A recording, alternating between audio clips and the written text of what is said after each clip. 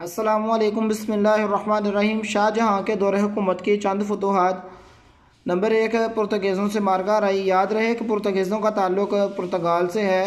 ये दुनिया की कदीम तरीन सकाफ़तों में से सकाफ़त है और हज़रत ईसा अलैहिस्सलाम से हज़ारों साल कबल इनके हालात वाक़यात मिलते हैं और ये 5,000 साल पहले इन्होंने खेती बाड़ी शुरू कर दी थी और दुनिया बर्फ़ के ज़माने में थी इस कायनात में, तो ये तब से इस दुनिया में आबाद हैं।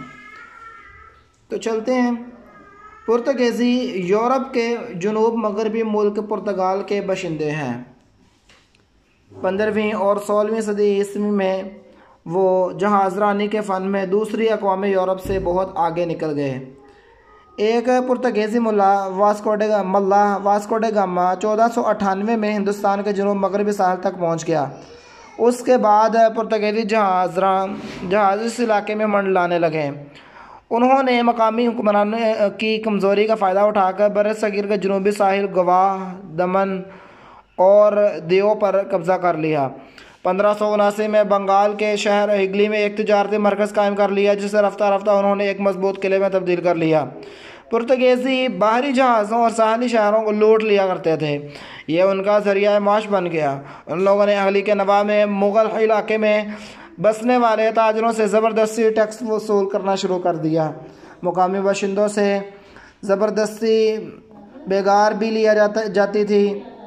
1632 में मुग़ल फ़ौज ने हिगली के किले का 3 अतराफ़ से मुहासरा कर लिया, जो 3 माह तक जारी रहा।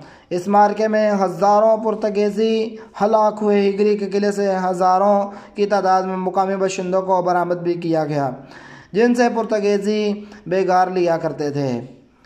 नंबर 2, अहमदनगर और नंबर 3, गोलकंडा और बेजापुर। ये शाहजहाँ के दौरे हुकूमत की फतूहात हैं। उसके बाद शाहजहाँ के बेटों में तख्त नशीनी के लिए जंग। सितंबर 1657 को शाहजहाँ के अलालत का आगाज़ हुआ। इलाज मुआवजे के बावजूद उसकी सेहत रोज़ ब रोज़ गिरने लगी। ये अफवाह फैल गई कि बादशाह का इंतकाल हो गया है। उस वक़्त शाहजहाँ के 4 बेटे ज़िंदा थे, जिनके दरमियान तख्त नशीनी की जंग शुरू हो गई।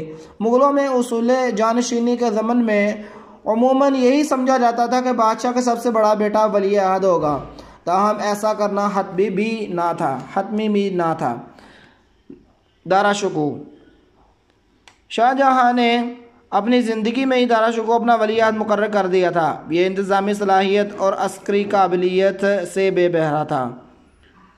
शुजा। शाहजहाँ का दूसरा बेटा शुजा ये बंगाल का गवर्नर था। अपने शख्सियत के एतबार से तसाहुल पसंद और सलाहियतों से भी आरी था। औरंगज़ेब।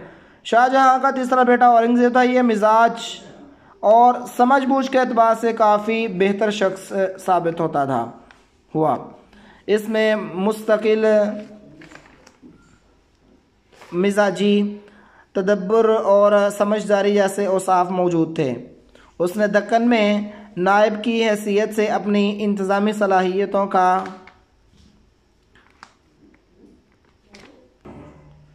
शाहजहाँ ने उसे दक्कन का गवर्नर मुकर्रर किया था। नंबर 4, चौथे बेटे का नाम मुराद। शाहजहाँ का चौथा बेटा मुराद भी सियासी और इंतज़ामी तौर पर बेहतर शख्स न था। वो बहुत जल्दबाज था। शाहजहाँ ने उसे गुजरात का गवर्नर मुकर्रर किया था। वाक़यात। शाहजहाँ की अलालत के ज़माने में दाराशुकू दरबार में मौजूद था। उसने अपने इक़्तिदार की राह में मुतवक्के ख़तरात का सद्जवाब करने के लिए ज़रूरी इक़दाम करने शुरू कर दिए। दाराशुकू ने आगरा से बाहर जाने वाले रास्तों पर पहरे लगा दिए। दाराशुकू की इन हरकत से उसके भाई सख्त परेशान हो गए और उन्होंने भी उसूल तख्त के लिए पेशकदमी करने शुरू कर दी। सबसे पहले मुराद ने गुजरात में अपने बादशाह होने का ऐलान किया। उसने सूरत को दारुल हुकूमत करार देकर वहाँ अपने नाम के सिक्के जारी कर दिए और उसके नाम का खुतबा पढ़ा जाने लगा। शुजा ने बंगाल में अपनी बादशाहत का ऐलान करके ताजपोशी की रस्म अदा की और एक बड़ा लश्कर लेकर आगरा की तरफ कूच किया। औरंगजेब इन दोनों दक्कन में मौजूद था। उसने फौरी कार्रवाई करने की बजाय अपनी ताकत को मज़ीद मजबूत बनाने पर तवज्जो दी। उसने मुराद को भी पैगाम भिजवा दिया कि वो जल्दबाजी से काम ना ले।